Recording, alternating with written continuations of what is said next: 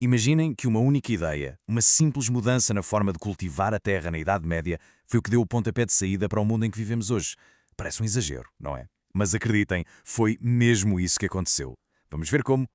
Ok, para percebermos o impacto, vamos diretos aos números. No sistema antigo era assim: metade da terra agrícola, parada, sim, metade, sem produzir rigorosamente nada, todos os anos. Com esta nova ideia, o desperdício caiu para apenas um terço. Pode não parecer uma diferença assim tão grande, mas, como vamos ver, foi esta pequena mudança que alterou o curso da história. Então, como é que vamos explorar esta história? É simples. Primeiro, vamos perceber qual era o problema no campo. Depois, a solução brilhante que encontraram. De seguida, a incrível reação em cadeia que isso gerou. E, por fim, como tudo isto nos trouxe a um mundo completamente novo. Muito bem, vamos começar pelo início, o problema do campo. O dilema era enorme e, na verdade, bastante direto. Como é que se consegue alimentar cada vez mais pessoas usando exatamente a mesma quantidade de terra? Ora bem, o método que usavam na altura, o chamado sistema de dois campos, era, vá lá, pouco eficiente. Pensem nisto: pegavam na terra e dividiam-na ao meio. Uma parte era cultivada e a outra ficava parada, em repouso, para recuperar os nutrientes. O resultado prático é que, todos os anos, metade da terra não produzia rigorosamente nada. Era um desperdício de 50% do potencial. E as consequências disto eram, como se pode imaginar, bastante sérias. Com uma produção tão limitada, a ameaça de fome estava sempre presente. Bastava um ano de má colheita e não havia plano B, não havia reservas. E claro, isto tornava quase impossível o crescimento da população de uma forma segura e sustentada. Mas a necessidade aguça o engenho, não é? E foi aí que surgiu a grande ideia. Entramos na segunda parte da nossa história. A solução de 3 partes.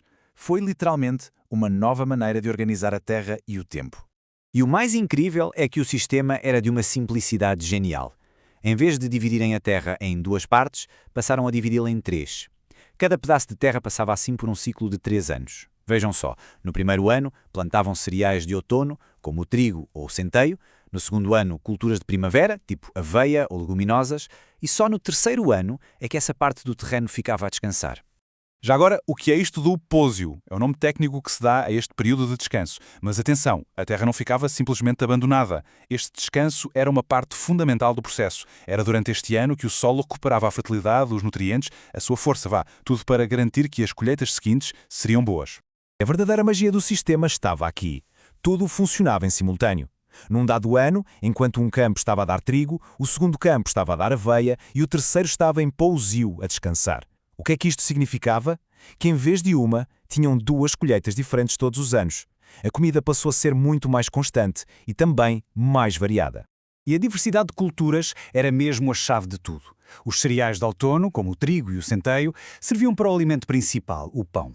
As culturas da primavera, como a aveia e a cevada, eram super importantes para os animais e até para fazer bebidas. Mas havia umas plantas especiais, as leguminosas, como o feijão e as ervilhas, que tinham um papel duplo absolutamente crucial. E aqui está o truque. As leguminosas não eram só comida para as pessoas. Estas plantas têm uma espécie de superpoder. Elas conseguem tirar nitrogênio do ar, que é um nutriente vital para o solo, e fixá-lo na terra. Na prática, funcionavam como um adubo natural.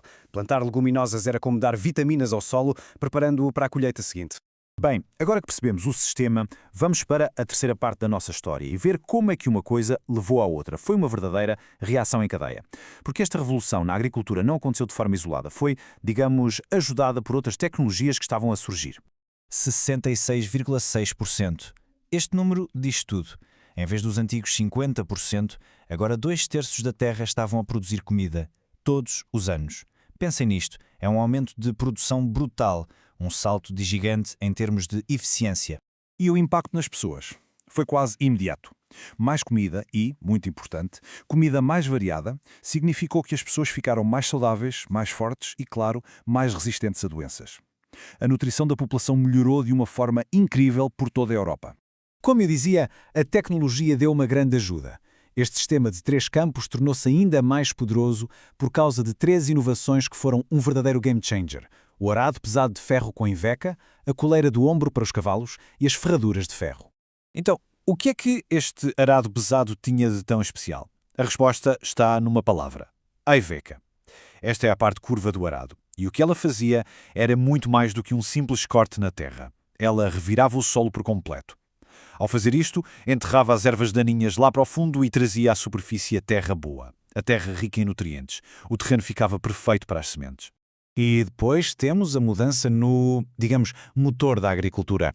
Antes usava-se o boi. Era forte, sem dúvida, mas muito lento. Com a invenção da coleira de ombro, que permitia ao cavalo puxar com força sem se sufocar, tudo mudou. O cavalo era mais rápido, tinha mais resistência e, pasmem-se, conseguia fazer mais 50% do trabalho de um boi num único dia. Foi um aumento de produtividade inacreditável. E tudo isto leva-nos à nossa secção final, onde vamos ver as consequências a longo prazo de tudo isto. Foi, sem exagero, o início de um mundo novo, porque o impacto desta revolução foi muito, muito para além dos campos e das quintas. Pensem nisto como um efeito dominó. Primeiro, mais comida. Com mais comida, a população começou a crescer a um ritmo nunca antes visto. Chegou mesmo a duplicar em algumas zonas da Europa. Mais gente e, pela primeira vez, comida a mais, comida a sobrar. O que é que aconteceu?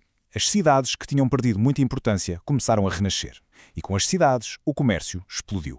Mas talvez a mudança mais profunda tenha sido esta. Pela primeira vez na história, nem toda a gente precisava de ser agricultor para sobreviver. Com comida a mais, algumas pessoas ficaram livres para fazer outras coisas. Puderam especializar-se. E foi assim que começaram a surgir mais e mais artesãos, comerciantes, ferreiros. A sociedade de repente tornou-se muito mais complexa e dinâmica. Então, qual é a grande lição que podemos tirar disto tudo? Bem, a lição principal continua a ser super atual. A rotação de 3 campos provou há centenas de anos que ter culturas diferentes e deixar o solo descansar de forma planeada são os pilares de uma agricultura sustentável. Um princípio que, hoje em dia, é mais importante que nunca. E isto leva-nos a uma pergunta final para pensarmos um pouco. A rotação dos 3 campos foi uma ideia, no fundo, bastante simples, mas que teve um impacto absolutamente gigantesco. Fica a questão: que ideias, aparentemente pequenas dos nossos dias, estarão agora mesmo, em silêncio, a construir o mundo do futuro?